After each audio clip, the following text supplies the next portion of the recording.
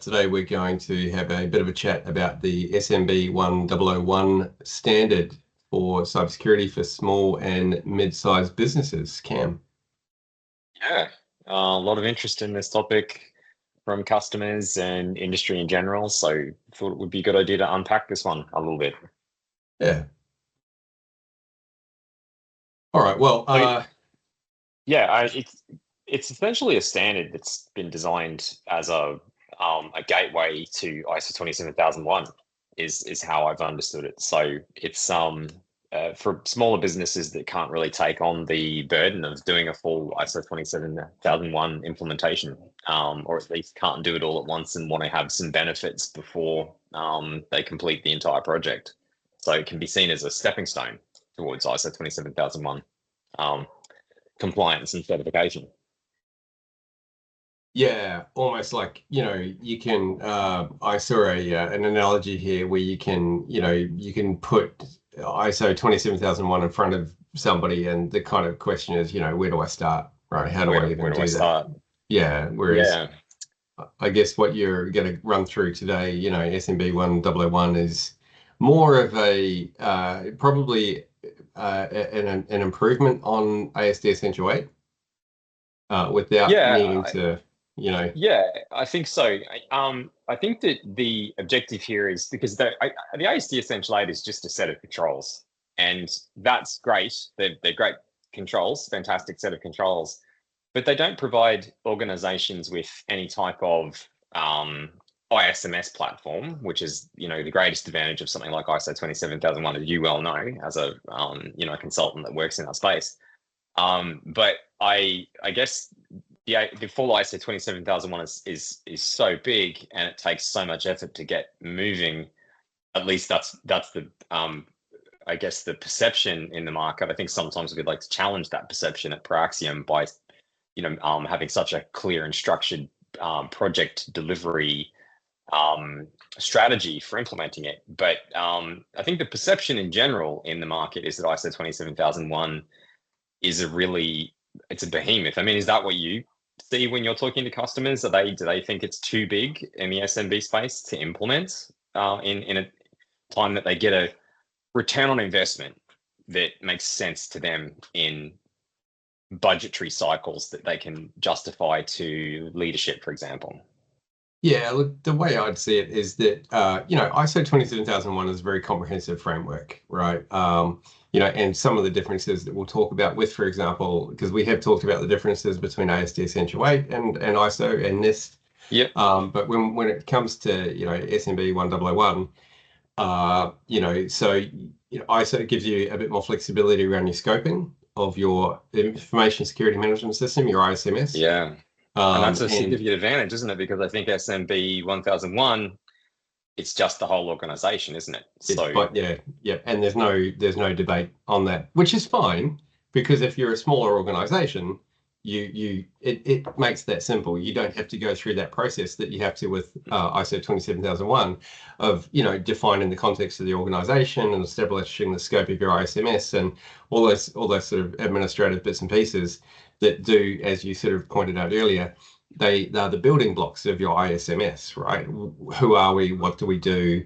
What data do we protect? Whereas 1001 just says, boom, you are the whole scope, the whole organization is in scope for this. Well, that could be challenging, though, could it not? Because that we sometimes, when we're talking to customers, I know from experience, when we've been in front of customers, you frequently talk about the flexibility of ISO 27001. And I know based on a lot of the work we've done in the past, when we are recommending ASD Essential 8, you're recommending that the organization implements it under a risk management framework of some kind so that they can implement a scope. Because one of the downsides of the ASD Essential 8 is it's just absolutely prescriptive with no risk-based or other logical mechanisms for deciding what the scope of the implementation of those controls will be. And so this does strike me as being a significant downside to this standard in some ways, depending on the organization.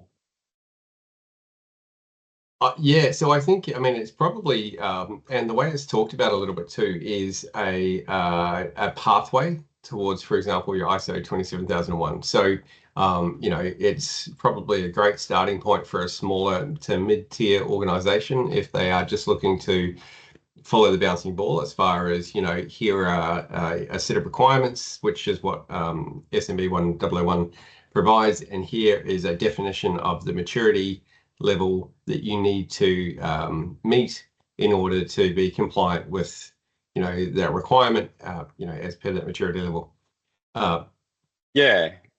Some of the other things that I thought were really interesting, and I've got a little prezzo that I've put together here, but these three factors seem to be, I guess, what distinguishes SMB 1001 from some of the other frameworks that we deal with. And that would be that first, you've got a very kind of tiered structure. It's a bit like ASD Essential 8 and its 3 maturity levels, but you've got 5 tiers in the standard, and that allows organizations to start at the beginning and have an initial small investment and get a certification out of the gate. And it also allows them to, based on their own risk tolerance and their own organizational profile, select a target tier that makes sense to them as an organization. I think that's a benefit. And I feel like that's, I can see why this standard is approaching the certification process, because that's the other thing that's important to know is it is externally certified in the same way as ISO 27001, and you do attest your cybersecurity posture, so it can be used depending on the level of uptake we see in the industry. You'll be able to use it to attest your security. It sounds like a winner from that perspective.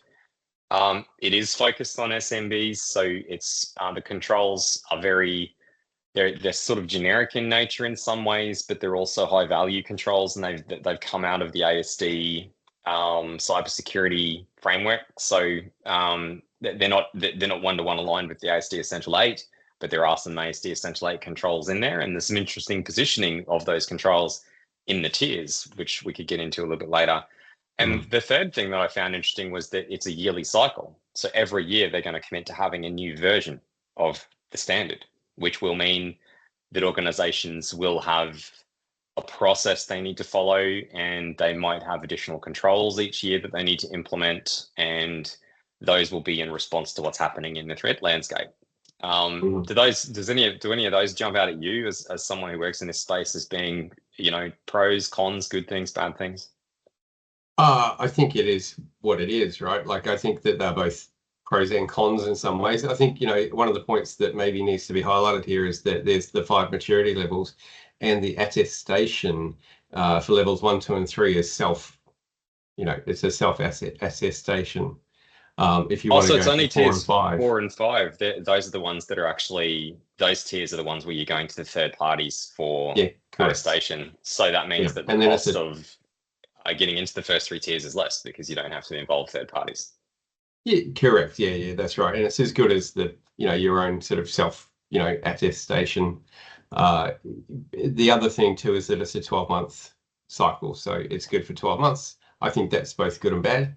If you compare that against the ISO 27001, you've got a much, I guess, a longer and somewhat more complex attestation process, where you get your ISMS stood up and you do your internal audit, and you make sure that you've got all of your moving parts in place, and then you have an external audit, and there's a 2-stage external audit. So you have an initial audit, and then 12 months later you're re-audited to demonstrate that you're complying with the ISO 27001 ISMS requirements. So similar but different with SMB 1001.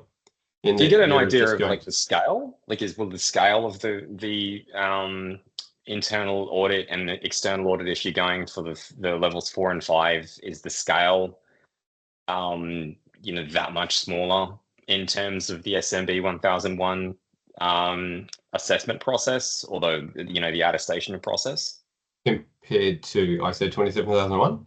Yeah, I guess it depends on your scope, doesn't it? It depends on your ISO 27001 scope.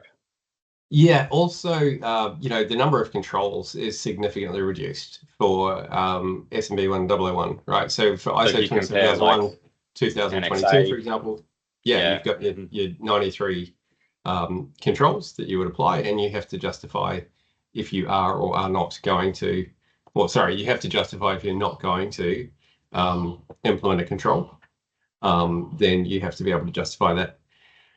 Whereas I think SMB 1001 is, a much more straightforward set of requirements and controls to align with.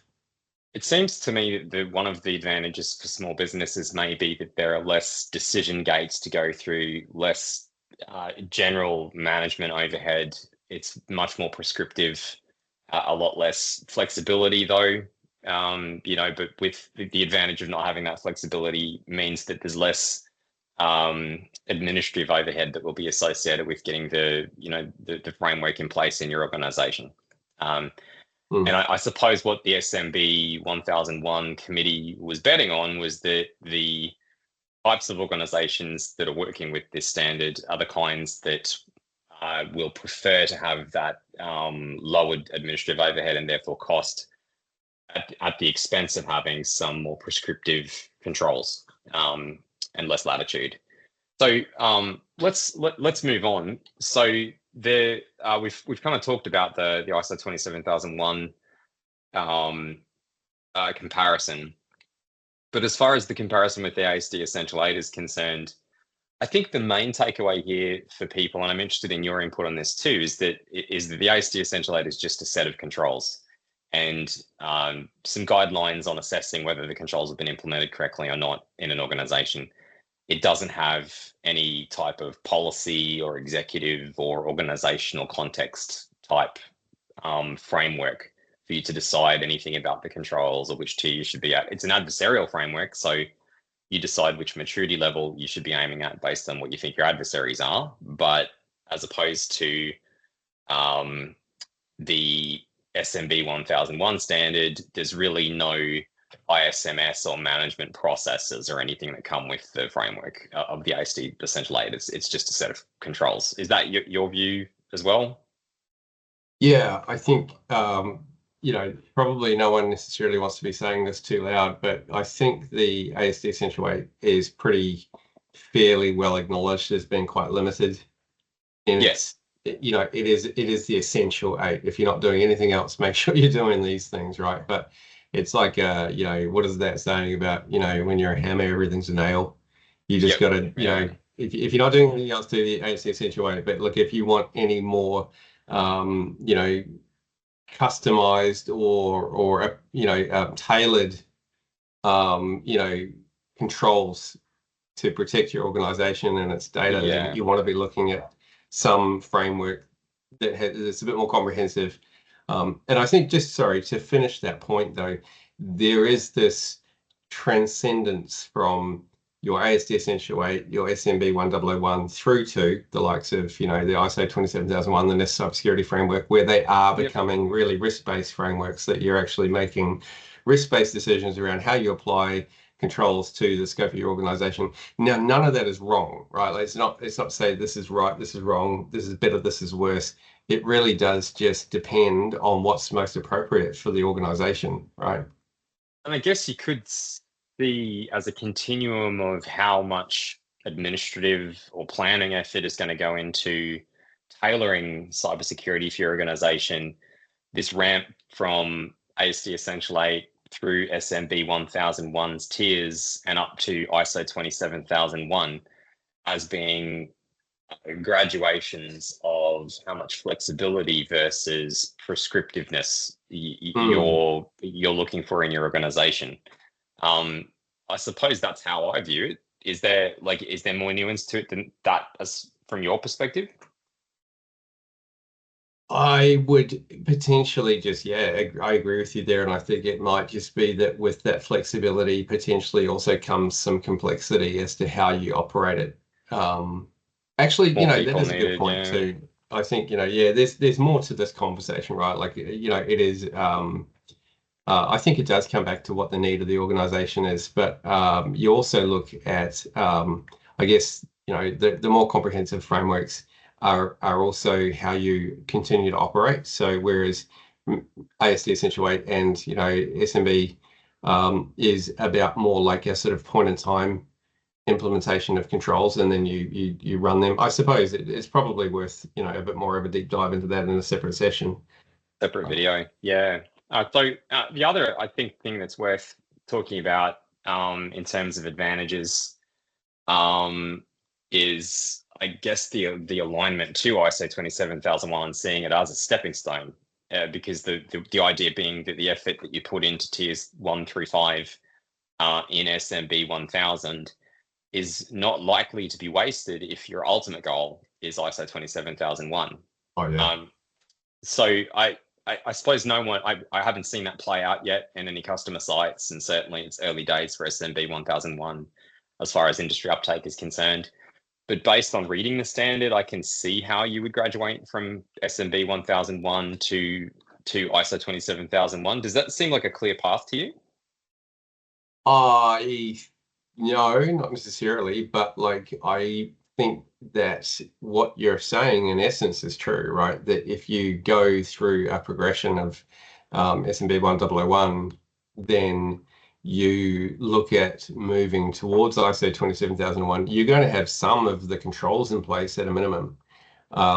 So, I don't want to say no to that question, because I think the right answer is yes. If you're putting in any framework, if you're putting in any controls, that's better than not having it. So you're already part of the way down the road if you're trying to do another framework. But I do also think that it's fair, like it would be, wrong of me to say, oh yeah, okay, cool, you've done SMB 1001, you're halfway to ISO 27001. There is a different starting point and a different phase of standing up your ISMS in 27001, which doesn't exist in the SMB framework. And so and you might even select controls. Yeah, so controls wise, you might be selecting controls based on the SMB 1001 framework that are prescriptive, that if you went through the ISO 27001 process, you might identify through risk, you might change the application of that control.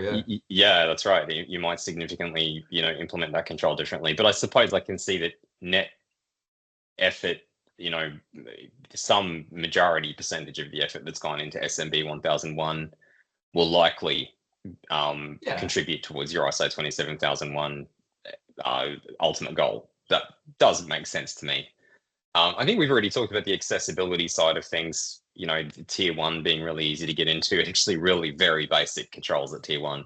I think, if I remember correctly, you've got depending on which version of the framework you're looking at, it's going to be antivirus and some really and have put a firewall technical specialist in your organization. And that's that's probably very much a great option for your sort of really small efficient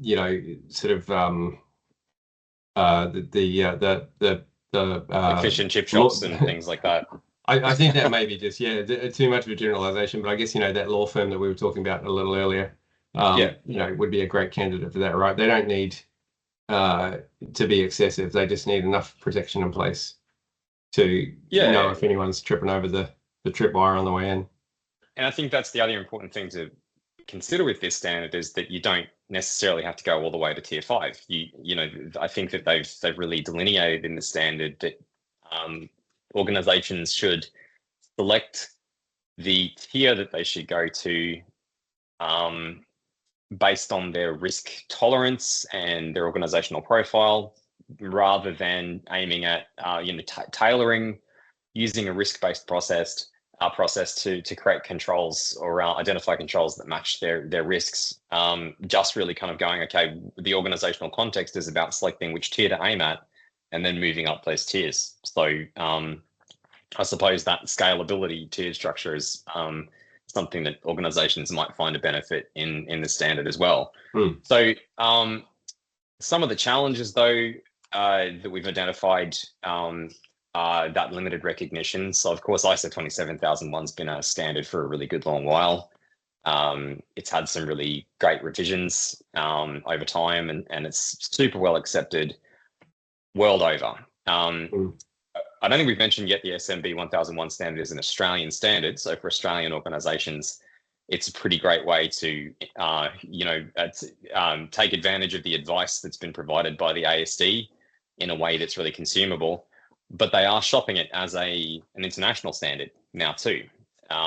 So I think that one of the problems that we might see is limited uptake, and I guess based on your needs to assert your identity or your cybersecurity posture to another organization, it will only be as trusted as much as that organization is trusting this standard.